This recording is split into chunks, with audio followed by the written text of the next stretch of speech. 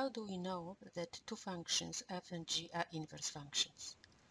Let's recall that functions f and g are inverse functions if the composition of f and g is identity, so f of g of x is x for every x in the domain of g, and g of f of x is equal x for every x in the domain of f.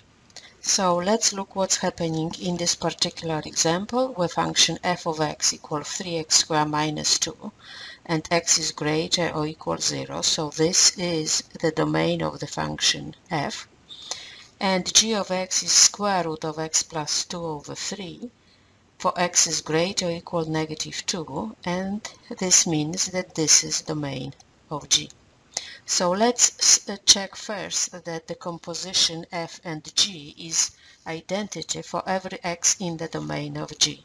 So suppose that x is greater or equal negative 2.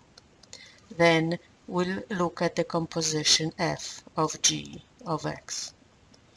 F of g of x is going to be f of square root of x plus 2 over 3. And to compute that composition, we substitute every x in the formula for f with the square root of x plus 2 over 3. So we'll have 3 times that square root squared minus 2. If we square root will disappear and will be left only with the expression inside the radical. So we'll have 3 times x plus 2 over 3. 3 will now cancel and we'll end up with x plus 2 minus 2, which is x. And that's what we should get. Now let's check the other condition. So let's suppose that x is greater or equal 0. Now then we are looking for the composition g of f of x. That means I'm looking for the value of function g at 3x squared minus 2. And that is going to be square root of 3x squared minus 2, this goes for x, plus 2 over 3.